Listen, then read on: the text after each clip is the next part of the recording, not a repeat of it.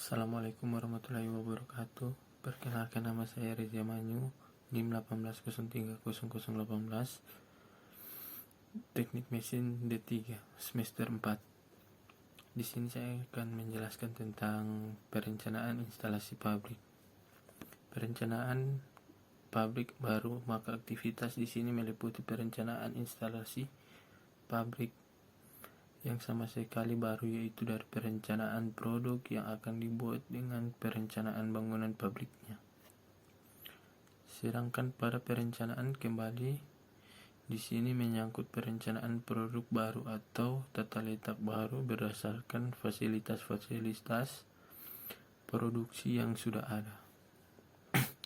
Pada umumnya perencanaan kembali suatu pabrik disebabkan oleh beberapa alasan tertentu, yaitu yang pertama, adanya perubahan dalam desain produk, model, dan lain-lain. Adanya perubahan lokasi pabrik suatu pemasaran, adanya perubahan ataupun peningkatan volume produksi yang akhirnya membawa perubahan ke arah modifikasi. Adanya keluhan-keluhan dari pekerja terhadap kondisi area kerja yang kurang memenuhi persyaratan tertentu. Adanya kemacetan, bottlenecks dalam aktivitas pemindahan bahan, gudang yang terlalu sempit, dan lain-lain. Tipe-tipe tata letak.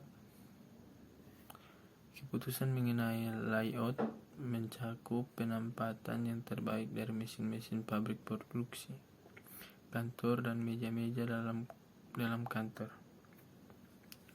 ataupun pusat pelayanan dalam kelompok saja seperti rumah sakit atau apartemen store. Ada 6 tipe tata letak layout yang dikenal luas atau secara umum, yaitu yang pertama, tata letak dengan posisi tetap, memenuhi persyaratan tata letak untuk proyek yang besar dan memakan tempat seperti proses pembuatan kapal laut dan gedung.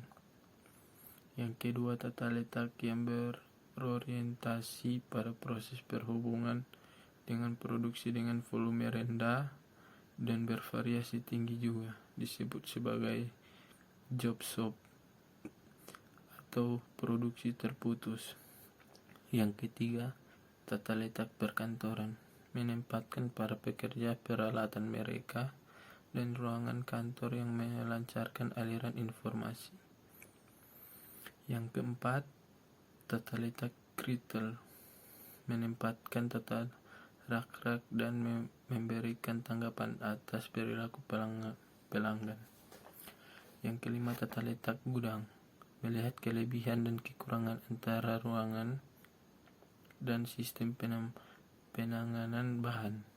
Yang keenam, tata letak yang berorientasi produk, mencari utilisasi karyawan dan mesin yang paling baik dalam produksi yang kontinu atau berulang.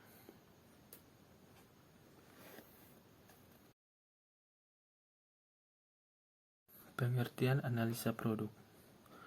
Secara singkat, analisa produk adalah pengujian produk dengan melihat beberapa aspek sebagai indikator yang harus ada pada suatu produk, sehingga apabila produk tersebut tidak memenuhi indikator-indikator yang ada, maka pebisnis akan dapat melihat bahwa produk mereka ternyata tidak lolos uji.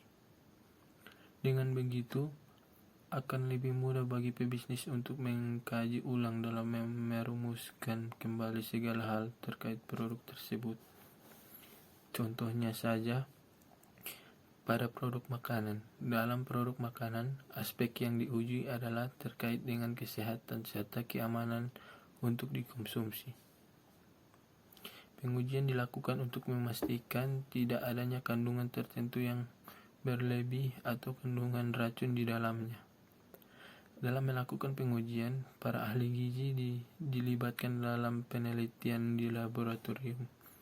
Mereka akan memastikan bahwa produk makanan tersebut aman dan layak dikonsumsi. Pengertian analisis. Analisis merupakan kajian yang dilakukan guna untuk mengetahui struktur secara lebih mendalam. Analisis membutuhkan kegiatan tenaga lebih ekstra untuk memahami suatu permasalahan secara lebih detail. Sedangkan pengertian proses. Proses merupakan urutan pelaksanaan atau kejadian yang terjadi secara alami atau didesain. Mungkin menggunakan waktu, ruang, keahlian atau sumber daya lainnya yang menghasilkan suatu hasil.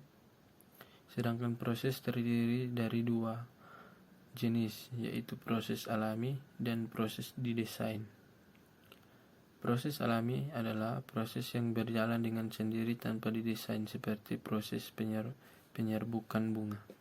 Sedangkan proses desain adalah berjalan dengan didesain, seperti proses pendaftaran mahasiswa yang didesain oleh bagian pendaftaran.